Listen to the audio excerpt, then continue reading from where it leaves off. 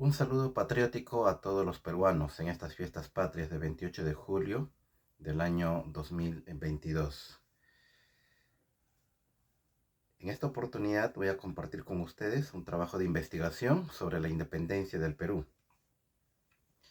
Ustedes saben que un 28 de julio del año 1821, don José de San Martín declaró la independencia por segunda vez en Lima. La primera vez lo hizo en Huaura.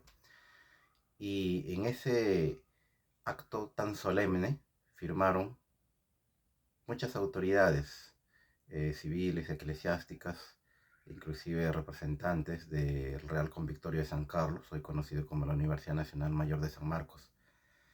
Pero lo más sorprendente es que después que don José de San Martín, conocido la Noche Triste, regresó a Argentina, concluyó su protectorado, el, el ejército realista entró a Lima y muchos, entre comillas, patriotas, se acobardaron, como la mitad de aquellos que firmaron el acta de la independencia del Perú se pasaron a las filas realistas, incluido el marqués Torre-Tagle, que había sido elegido presidente del Perú.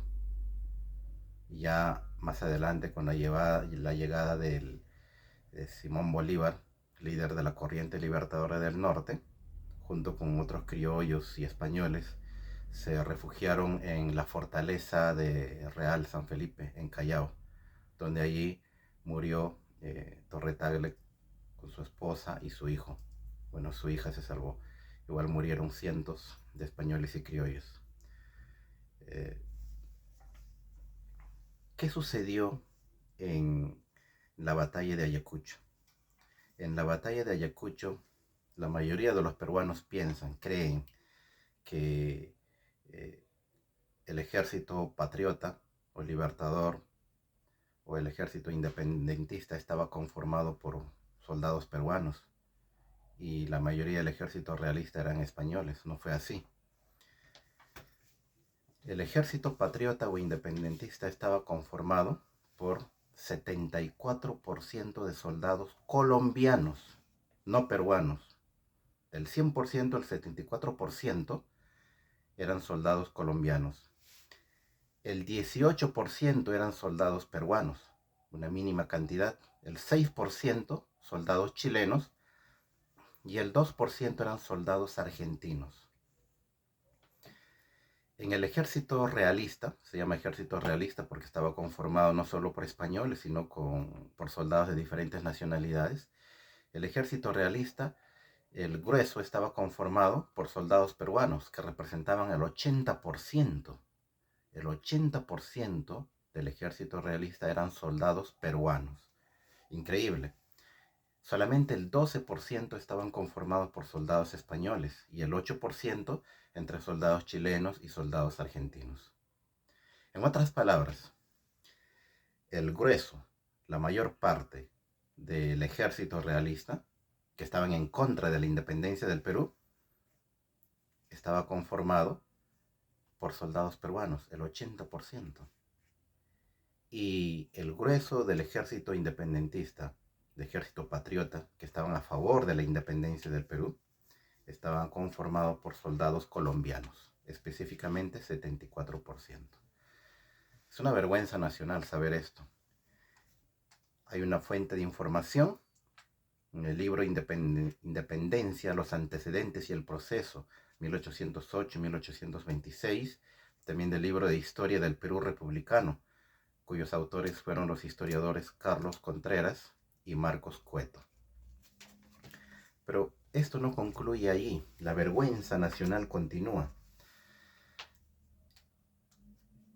Cuando se hallaba en plena batalla de Ayacucho, el ejército patriota era consciente de algo, que si perdían la batalla y huían en desbandada, más allá estaban ocultos campesinos lugareños del lugar, escondidos entre los arbustos, entre los cerros, para ultimar a los sobrevivientes del ejército perdedor. ¿Con qué objetivo? Con el objetivo de ganarse el favor del ejército triunfador y no recibir represalias. Entonces, los patriotas sabían muy bien que si perdían la batalla y huían, encontrarían la muerte en manos de los campesinos, compatriotas, que estaban armados con hoces, hachas, picas, etc. ¿Esto qué significa? Que no había conciencia nacional, no había identidad nacional, no había amor a la patria. La pregunta es, ¿pero por qué la mayoría de los peruanos conformaban o formaban parte del ejército realista? Era porque recibían un sueldo mensual, era un trabajo, un medio de vida. En cambio, no les convenía pertenecer al ejército libertador o patriota porque el sueldo pues era mínimo, inclusive habían problemas económicos ya que no se cobraban impuestos, todavía no existía la República Independiente del Perú. Entonces estaban con 2, 3 meses hasta medio año sin recibir sus sueldos. Es por eso que Cochrane, que ayudó en la independencia de Chile y también aquí en Perú, se le debía varios meses de sueldo. ¿Y qué es lo que hizo? Saqueó las arcas del Estado y luego se fue. ¿Qué debemos aprender de esto?